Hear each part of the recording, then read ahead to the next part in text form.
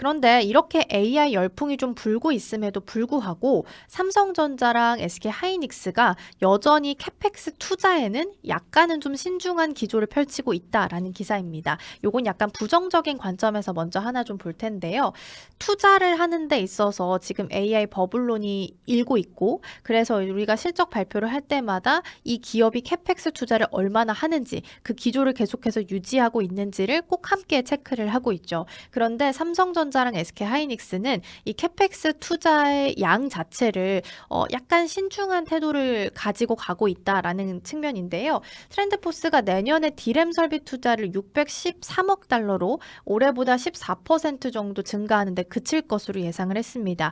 AI가 이렇게 빠르게 확산하고 있는데 설비 투자는 사실상 10%대 성장밖에 없는 거죠. 그래서 굉장히 신중하게 이루어지고 있는 거고요. 메모리 가격 급등에도 공급 확대가 빠르게 이루어지기는 어려운 환경일 것이다라고 이야기가 나오고 있습니다. 낸드 플래시 투자는 심지어 5%밖에 되지 않아서 더욱더 보수적인 기조가 이어질 것으로 보입니다.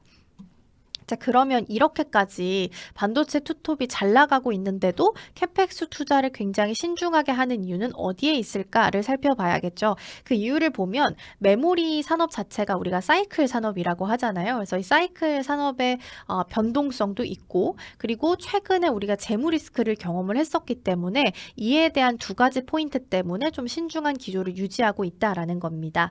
2022년 하반기부터 업황이 침체되는 국면이었고 현금 흐름도 굉장히 악화했었습니다. 그래서 삼성전자랑 SK하이닉스가 사실 2023년에 사상 첫 적자 혹은 조 단위의 적자를 기록을 하기도 했습니다. 그래서 이러한 경험이 이미 있는 상황이기 때문에 업체들 입장에서는 과도한 투자를 하는 것보다는 좀 더 리스크 관리를 하면서 보수적으로 가겠다라는 부분으로 확인할 수가 있겠고요. 그리고 지금 투자를 한다고 해도 사실상 실제 양산하기까지 걸리는 시간이 2년 정도가 소요가 된다고 합니다. 그러면 2년 후에 우리가 지금 2025년이니까 2027년 말 정도까지 예상을 해봤을 때 그때까지 이 메모리 사이클의 호황이 지속될 것인지 그 부분도 장담할 수 없다라는 이야기입니다. 특히 HBM은 웨이퍼 소모량이 일반 디램 대비해서 3배 이상이어서 HBM의 생산 비중을 늘리면 늘릴수록 전체 디램의 캐파를 보면 사실상 줄어드는 형태로 가게 되는 거거든요.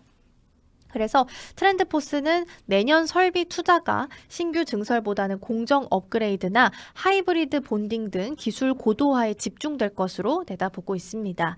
이러한 상황 속에서 시장조사 업체들이 내년에도 메모리 공급 부족이 이어지면서 경쟁이 심화할 것으로 예상이 되고 있고요. 일반 디램 공급은 더욱더 제한이 될 것으로 예상이 되고 있습니다. 내년 디램 가격 상승률이 한 50% 정도 넘을 가능성도 제기가 됐고요. 어찌됐든 간 가장 중요한 틀에서 보면 공급이 수요를 못 따라가고 있다라는 거고, 기업들 입장에서는 투자를 하는 게 맞긴 맞지만 우리가 투자를 해서 양산하기까지 2년 정도 걸리기 때문에 2년 후까지 이 흐름이 이어질지 우리가 장담할 수 없어서 일단 우리는 여전히 신중한 기조를 취하고 있다라는 거고요. 결과적으로 보면 디램 가격은 계속해서 상승할 수밖에 없는 구조로 가게 되겠다라고 해석을 해볼 수 있겠습니다. 그럼 이번에는 반대로 긍정적인 시각에서 하나 좀 살펴보고자 하는데요. 어찌됐든 코스피가 계속 급락을 하면서 롤링이 좀 확대되고 있는데 글로벌 투자은행들은 이번 조정을 AI 호황 사이클 안에서 자연스러운 숨고르기가 될 거다라고 평가를 하고 있습니다. 결과적으로 장기 상승을 전망을 좀 하고 있는 건데요.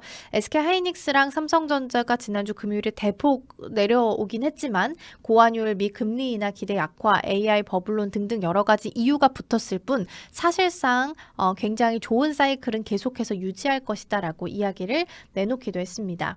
JP모건에서는 AI 사이클이 최소 2026년, 길게는 2027년까지 이어질 가능성이 높다라고 이야기를 했고요. 특히나 생성형 AI가 지금 거의 도입의 초기다. 그래서 미국에 있는 주요 클라우드 기업들의 대규모 캐펙스 증가랑 TSMC나 SK하이닉스 이런 공급 증가가 제한적이다라는 점을 이유로 들었습니다. 그리고 JP모건이 이제 주말 사이에 냈던 리포트를 좀 더 보면요. 거기에서도 AI 그 투자하는 내용에 대해서 어떻게 이야기를 했냐면 지금 버블처럼 보일 수 있겠지만 사실상 지속 가능한 성장 동력이 될 거다라고 이야기를 했거든요. 그리고 첨단 칩 그 공급의 병목 현상 2026년까지 지속이 되면서 27년에는 전력이나 송전 요런 인프라가 새로운 병목으로 부상할 것이다라고 분석을 했습니다. 그렇게 보면 좀 더 큰 틀에서 해석을 해보면 2027년까지는 반도체 사이클이 일어났고 2027년 이후부터는 전력이나 송전망, 인프라에 대한 병목 현상이 일어날 수 있다라고 해석을 해볼 수 있을 것 같고요. 그렇게 보면 아이디어도 2027년까지는 반도체가 주도를 한다 하더라도 그 이후에는 인프라도 주목을 해야 된다라는 부분에서 함께 체크를 해보시면 좋겠습니다. 모건 스탠리 쪽에서도 메모리 업황이 과거의 그 어느 사이클보다도 지금이 가장 강력하다라고 평가를 내리고 있고요. 디램이랑 낸드 가격 사이클이 기존의 5차례 슈퍼 사이클의 최고점을 넘을 가능성이 높다라고 이야기를 내놓기도 했습니다. 삼성전자가 DDR5 메모리 계약 가격을 지금 9월 대비해서 최대 60% 인상했다라는 부분을 전달을 드렸는데요. 지금 가격을 봤을 때는 지난달 공급가 발표를 사실상 삼성전자가 좀 미뤘었거든요. 근데 그 미룬 끝에 결과적으로 가격을 조정한 것으로 나타난 결과이고, 그렇게 되면 다음 달 또한 계약 가격이 더 올라갈 수 있다라는 측면에서는 주가를 다시 한번 밸류에이션을 책정할 수 있는 더 긍정적인 계기가 될 수도 있겠다라는 부분 함께 보시면 좋겠습니다.